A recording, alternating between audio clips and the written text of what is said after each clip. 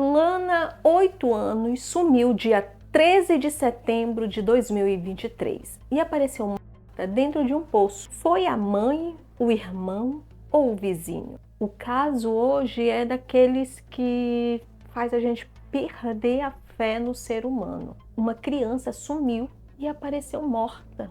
Um adolescente envolvido e uma família suspeita. Na tua cidade já teve algo do tipo? Aqui já. E assim que eu cheguei, era comum crianças sumirem aos montes. Já viram aí como será o caso hoje? Por isso, dá um like logo no início aí do vídeo. Isso ajuda bastante o YouTube a entregar o vídeo para mais pessoas. E se você é novo por aqui, se inscreve e ativa o sininho para não perder os vídeos novos. Vamos ao caso. O caso hoje envolve 4 personagens principais. A garotinha Lana, a mãe Patrícia, o irmão de 15 anos e o vizinho adolescente de 13. A menina Lana Araújo Lopes tinha 8 anos e morava com a mãe Patrícia e mais 7 irmãos. Minha gente, a casa em que eles moravam era minúscula e mal comportava os filhos e a mãe. Bem perigosa, toda quebrada, faltando degraus.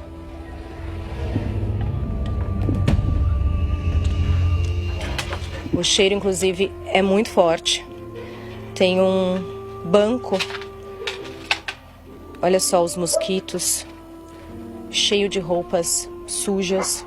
São 9 pessoas. Inclusive, isso era o que mais me doía no local de crime. Ver, assim, a pobreza extrema. No dia 13 de setembro, no final da tarde, a mãe, ela foi ao supermercado e deixou a garota com o irmão de 15 anos. Era o mais velho. Era uma prática da mãe sair e deixar os filhos sozinhos. Lana e o irmão, eles estavam assistindo TV quando Lana se levantou e foi para o portão. Era mais ou menos 19h30. Gente, olha o horário. E Lana, encontrou o vizinho de 13 anos. O nome dele não foi divulgado, lógico, por ser menor de idade. A questão é que os dois saíram juntos. Uma câmera de segurança capturou os dois saindo, né? Depois de 40 minutos, o vizinho volta sozinho. A mãe chegou e deu conta do desaparecimento da filha. A primeira coisa que ela fez foi perguntar aos vizinhos. O jovem que saiu com Lana disse apenas que a viu no portão e que ela tinha ido embora, saído.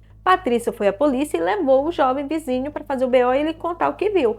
Quando ela fez o BO, a polícia descobriu que a mãe já tinha diversas denúncias por maus tratos e negligência com os filhos. Claro que isso acende o quê? Um alerta vermelho.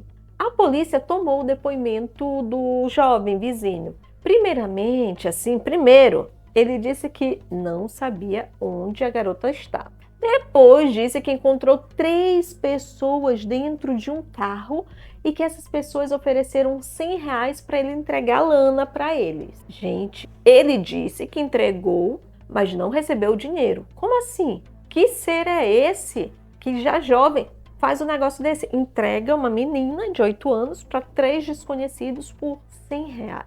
Só que depois ele mudou o testemunho dele. Terceiro testemunho. Ele disse que uma das pessoas que estava lá dentro do carro era um dos irmãos de Lana. Essa história começou a virar um verdadeiro angu e caroçado. Esse irmão era o que estava lá assistindo TV, tá? Para piorar a situação, a polícia não conseguiu nenhuma outra imagem do percurso. Ou porque não tinha câmera de segurança, ou porque as câmeras não estavam funcionando. Muitas delas ficam lá só de enfeite. Então não existe nenhuma outra imagem que mostre a direção que os dois tomaram depois de saírem lá da rua deles. Ou se aparece, onde aparece esse suposto carro. Se tornou um mistério. Apesar da polícia não poder contar com mais imagens de câmeras de segurança, na minha opinião, existem outras estratégias investigativas e periciais. O que eu faria? E acredito que a polícia fez. Apreender celulares do vizinho, da mãe e do irmão. Gente, é incrível. Mesmo hoje, como essas crianças e adolescentes mais carentes possuem um celular. O passo da polícia seria o quê? Vasculhar esses celulares. Enquanto isso, a polícia colheria o quê? Depoimentos de vizinhos. Investigaria a vida da mãe, se ela tem namorado ou não. Foi feita essa pergunta. E o que ela respondeu que não tinha. Ok, não tinha. Só que depois a polícia descobriu que ela tem um namorado sim. Por que ela mentiu? Quem é esse namorado? A polícia também investigaria aí esse vizinho. Que tipo de vida ele leva? Quais são as conexões dele? Entenderam? Aí, enquanto a polícia investigava isso aí, eu acredito, né? 7 dias depois do desaparecimento, encontraram o corpo de Lana. Não foi a polícia não, tá? Para variar, foi a população. Agora, olha só, o local, ele estava ali a 500 metros de distância da casa de Lana. E aí a pergunta que eu faço, se a polícia tivesse feito a busca, já não teria encontrado? Aquele corpinho que estava lá dentro do poço estava vestido com as mesmas roupinhas que Lana usava no dia do desaparecimento. Uma camiseta larga rosa e um calçãozinho leg. Ainda não foi divulgado o laudo do IML, mas falaram que a menininha pode ter sido. Estão investigando também se ela foi a. Para mim, infelizmente, as chances são grandes. Na minha opinião, dificilmente ela foi morta. O poço, para mim, foi só um local de desova. A polícia também acredita nisso e estão investigando. Quem encontrou o corpo fez a denúncia à polícia e ao Cidade Alerta. Pelo menos é o que o Cidade Alerta diz, né? É possível que a própria polícia tenha informado? Eles jamais falarão, porque é proibido, tá? A Cidade Alerta foi bater lá no local ao mesmo tempo que a polícia. E aí a repórter que foi, ela aproveitou e fez uma pergunta lá para o delegado. Ela perguntou se era estranho o fato deles, a equipe de reportagem, terem procurado naquele mesmo dia a mãe, o namorado da mãe, o irmão da Lana e todos eles terem sumido. Não foram localizados. Sumiram exatamente no dia do encontro do corpo. Coincidência? O delegado, claro que respondeu que só uma investigação poderia responder essa pergunta. Óbvio, né? O que se sabe é que tanto o vizinho quanto a mãe estão sendo investigados. A mãe era tão cuidadosa com a filha que nem a certidão de nascimento da menina ela tinha. O corpo da garotinha não pôde ser liberado por falta de um documento. A certidão de nascimento que fosse, gente. Que triste isso. O corpo só pode ser liberado depois do teste de DNA por causa disso. Esse caso ele é um daqueles que dá um nó na cabeça, é um quebra-cabeça. Não consigo pensar em uma linha de raciocínio clara. O jovem vizinho está numa sinuca de bico. Tudo indica a participação dele, apesar de não haver uma prova dele entregando a Lana para alguém. Existe uma imagem muito nítida, essa sim é uma imagem nítida, não a do caso Sofia, comparem.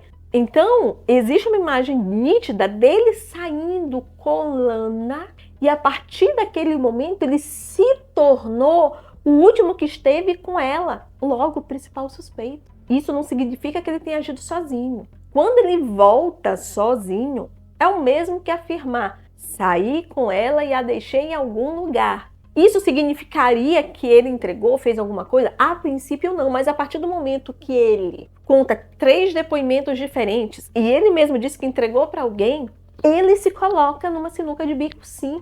Mas claro, a polícia vai ter que investigar, ele realmente entregou para alguém ou ele levou direto para o casebre onde tem aquele poço. Porque se foi ele, o tempo de ir até lá, aquele casebre a 500 metros de distância e voltar, daria mais ou menos 40 minutos. Aí ele teria, se for ele, feito alguma coisa lá, o que vai contra a minha opinião. E aí a perícia tem que periciar lá o casebre. À procura de quê? De sangue ou DNA dos dois. Mas lembrem que ele mudou a versão dele 3 vezes, né? Então a derradeira, quando ele muda a versão e diz que o irmão da vítima estava junto, não só o irmão passa a ser investigado, mas a família. No caso, a mãe, porque tem um passado de negligência e denúncias contra ela. Sem falar, né, que ela mentiu que não tinha namorado. Quando a polícia sabe que parte de casos como esse envolve uma figura masculina próxima da vítima, essa mãe e esse namorado, eles devem ser investigados, até para ser descartado ou não essa hipótese. Eu não sei qual é a tua opinião, mas vamos ter que esperar. Aproveita e assiste a playlist Olhar Pericial. Te aguardo no próximo vídeo.